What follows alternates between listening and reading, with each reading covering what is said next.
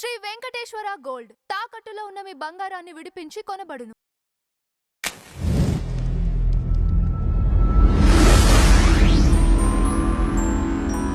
వాగర్థావివ సంపృక్తౌ వాగర్థ ప్రతిపత్తయే జగతః పితరౌ వందే పార్వతీ పరమేశ్వరౌ.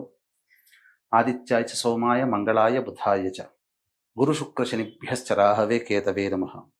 శృంగేరి జగద్గురు పీఠాధిపతులకి, కంచి పీఠాధిపతులకి నమస్కారములు తెలియజేసుకుంటూ కార్యక్రమాన్ని ప్రారంభిద్దాం. సంపూర్ణ చంద్రగ్రహణం సెప్టెంబర్ 7వ తారీఖు రోజున రాత్రి 9:57 ప్రారంభమై మధ్యరాత్రి 1:27 వరకు జరుగుతుంది. సుదీర్ఘముగా 3 గంటల 10 నిమిషాల పాటు ఏర్పడేటువంటి యొక్క గ్రహణ ప్రభావం పాత గణిత పంచాంగాల ప్రకారం శతభిష నక్షత్రం 4వ పాదం, పూర్వభాద్ర నక్షత్రం 1వ పాదంలో ఏర్పడుతుంది. దృక్ సిద్ధాంతం ప్రకారము పూర్వభాద్ర నక్షత్రం 1వ పాదంలో ఏర్పడుతుంది. 2 సిద్ధాంతాల ప్రకారం ఆమోదయోగ్యమే కాబట్టి ఈ యొక్క శతభిష పూర్వభాద్ర నక్షత్రంలో జన్మించినటువంటి వారు, శతభిష కంటే ముందు అయినటువంటి ధనిష్ట నక్షత్రము, పూర్వభాద్ర నక్షత్రం తర్వాత ఉన్నటువంటి ఉత్తరాభాద్ర నక్షత్రము, అలాగే కొన్ని రాశులకి ఈ గ్రహణం ఏర్పడుతున్నటువంటి కుంభరాశిని ఆధారంగా చేసుకొని కొన్ని రాశులలో జన్మించినటువంటి వారికి అశుభ లేదా శుభ మధ్యమ ఫలితాలు ఉన్నాయని చెప్పారు. కాబట్టి ఈ యొక్క సంబంధించినటువంటి ఈ రాశులకి అనగా శతభిష పూర్వభాద్ర నక్షత్రంలో జన్మించినటువంటి వారికి అనుజన్మ తారలైనటువంటి ఆరుద్ర, పునర్వసు, స్వాతి, విశాఖ నక్షత్రాలు కూడా లెక్కలో తీసుకున్నట్లయితే టోటల్గా మొత్తంగా శతభిష, ధనిష్ట, పూర్వభాద్ర, ఉత్తరాభాద్ర, పునర్వసు, ఆరుద్ర, స్వాతి, విశాఖ ఈ నక్షత్రాల్లో జన్మించినటువంటి వారు ఈ యొక్క గ్రహణాన్ని చూడరాదు. ఈ యొక్క నక్షత్రాల్లో జన్మించినటువంటి వారు తదనంతరం గ్రహణ తదనంతరం పరిహారాది క్రియలు పాటించుకోవాలి. అయితే చాలామందికి ఉండేటువంటి సందేహము, ఈ గ్రహణ ప్రభావము ప్రకృతిలో సంభవిస్తుంది కదా, ప్రకృతికి సంభవించేటువంటి దానికి మనకేంటి సంబంధము అంటే, మనమేమి ప్రకృతికి విరుద్ధంగా జీవించట్లేదు, ప్రకృతికి మనకు సంబంధం లేనటువంటి అనేక లక్షల కోట్ల సంవత్సరాల దూరంలో మనం లేము. ఈ ప్రకృతిలోనే, ఈ భూమిలోనే ఈ ప్రకృతి నిండి ఉంది. ఈ భూమిదే ప్రకృతితో మనం సహజీవనం చేస్తున్నాం. కాబట్టి ప్రకృతిలో ఏర్పడేటువంటి యొక్క కొన్ని వైజ్ఞానిక అద్భుత దర్శనాలు అని అంటారు ఈ గ్రహణాలని. కాబట్టి వింత అని కూడా చెప్పవచ్చు, ప్రకృతిలో ఏర్పడే వింతలు. ఈ యొక్క గ్రహణము ప్రకృతిలో ఏర్పడుతుంది, విశ్వంలో ఏర్పడుతుంది. మనం కూడా ప్రకృతిలో భాగం కాబట్టి మనకు కూడా ఈ యొక్క గ్రహణానికి సంబంధించినటువంటి ప్రభావము మానవాళి మీద తప్పక ఉండి తీరుతుంది. అంటే ప్రకృతిలో ఏర్పడేటువంటిది కాబట్టి ఏదో ప్రకృతిలోనే ఇబ్బందులు రావట్లేవే, ప్రకృతితో మనం ఉన్నాం కాబట్టి మనకు కూడా ఇబ్బందులు కలిగాయి. అందుకే మీకు ఉదాహరణకు చూసుకుంటే ఈ యొక్క సంపూర్ణ చంద్రగ్రహణం, సూర్యగ్రహణం మనకు ఈ మార్చి నెలలో ఏర్పడింది. తదనంతరం అనేక విపత్తులు మన భారతదేశంలో కనిపించకపోయినప్పటికీ మన భారతదేశంలో వందల వేల మందిని మనం నష్టపోవడం జరిగింది. విమాన ప్రమాదాలు, పెహల్గాం దాడి.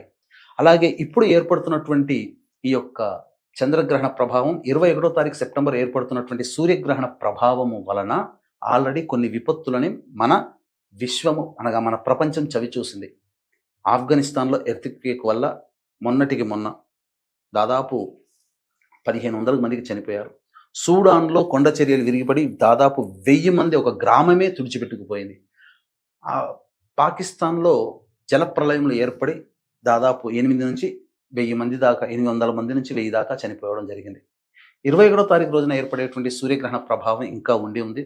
తదనంతరం కార్తీక మాసము లేదా డిసెంబర్ వరకు కూడా ఈ యొక్క గ్రహణ ప్రభావం మానవాళి మీద ఉంటుంది. ఇప్పుడు మనం చెప్పుకున్నట్లయితే ఈ యొక్క సంబంధించినటువంటి ఈ యొక్క గ్రహణము కుంభరాశిలో ఏర్పడుతున్నటువంటి కారణం చేత మేష, వృషభ, కన్య, ధనుస్సు రాశి వారికి శుభ ఫలితాలు, మిథున, సింహ, తుల, మకర రాశిలో జన్మించినటువంటి వారికి మధ్యమ ఫలితాలు, అలాగే కర్కాటక, వృశ్చిక, కుంభ, మీన రాశిలో జన్మించినటువంటి వారికి అశుభ ఫలితాలు, అధమ ఫలితాలు అనేటువంటి చెప్పడం జరిగింది.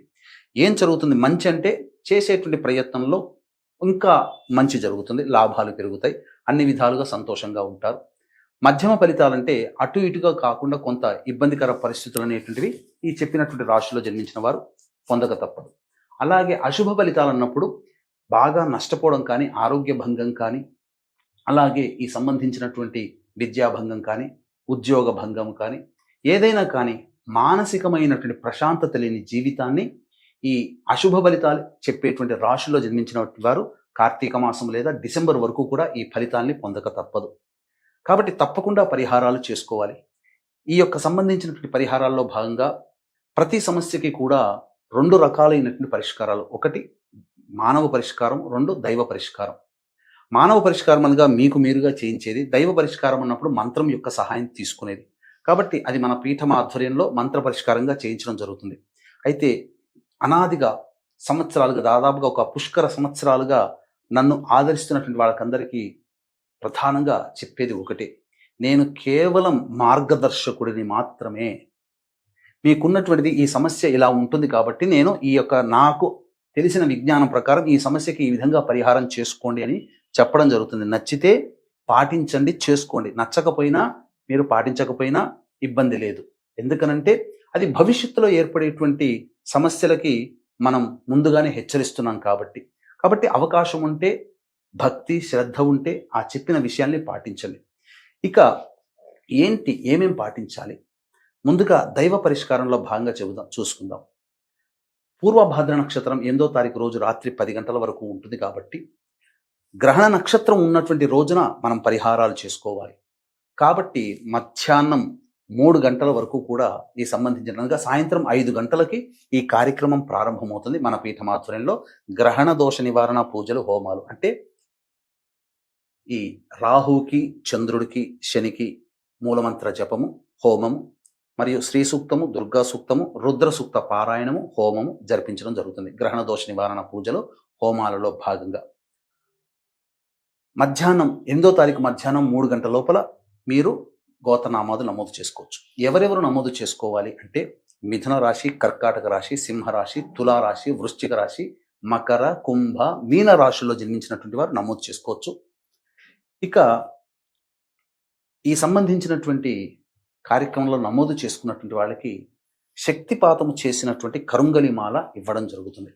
ఇక మానవ పరిష్కారాల్లో భాగంగా మీకు మీరుగా ఎటువంటి పరిష్కారాలు చేసుకోవాలి అంటే రాత్రి 9:57 ప్రారంభమవుతుంది కాబట్టి 9:50 స్నానం ఆచరించి, పట్టు స్నానముగా ఆచరించి 9:57 కాబట్టి 10 గంటలకల్లా మీరు దేవతా మందిరంలో దీపారాధన చేసి, లేదా ఇంట్లోనైనా కానీ ముందుగా దీపారాధన చేసుకొని విష్ణు, శివ, లలిత సహస్రనామ పారాయణం కానీ, గురువు గారు ఇచ్చిన మంత్రోపదేశం కానీ, లేదా మీరైనా కానీ మీ ఇష్టదేవత ఆరాధన కానీ చేసి తెల్లవారి లేచిన తర్వాత కాలకృత్యాదులన్నీ తీర్చుకొని ఇల్లంతా శుభ్రపరచుకొని పూజా మందిరము, విగ్రహాలు, పటాలు అన్ని శుభ్రపరచుకొని మీరు కిలోంబావు బియ్యము, కిలోంబావు మినుములు, 100 గ్రాములు నల్ల నువ్వులు ఇవి తీసుకొని ఒక శ్వేత వస్త్రము తీసుకొని తదనంతరం మళ్ళీ మట్టి పాత్ర కానీ, ఇత్తడి పాత్ర కానీ, కాంస్య పాత్ర కానీ తీసుకొని అందులో వెండి, చంద్ర, సూర్యబింబము, సర్పబింబము వేసి ఆ పాత్ర మునిగేంత వరకు ఆవు నెయ్యి వేసి బ్రాహ్మణుని దగ్గరికి వెళ్ళి సంకల్పం చెప్పుకొని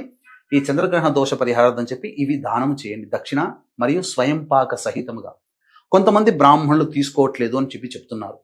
కాబట్టి అటువంటి సందర్భంలో బ్రాహ్మణులకి ఈ బియ్యము, బినుములు, నల్ల నువ్వులు, స్వయం పాకము, దక్షిణతో సహా దానము చేసిన తర్వాత ఆజ్యము పాత్ర ఏదైతే ఉందో అందులో ఒత్తివేసి రావి చెట్టు మొదట్లో కానీ, లేదా దేవాలయంలోని ధ్వజస్తంభం దగ్గర కానీ దీపారాధన చేసి వెనక్కి తిరిగి చూడకుండా ఇంటికి వచ్చేయండి. ఇంటికి వచ్చే ముందు ఇంట్లోకి రాగానే కాలకృత్యాదులు తినగా కాళ్ళు, చేతులు, మొహము, శిరస్సున నీళ్లు చల్లుకొని ఇంట్లోకి ప్రవేశం చేయండి. చాలు. ఈ విధంగా చేస్తే గ్రహణ దోష నివారణ జరిగిపోతుంది.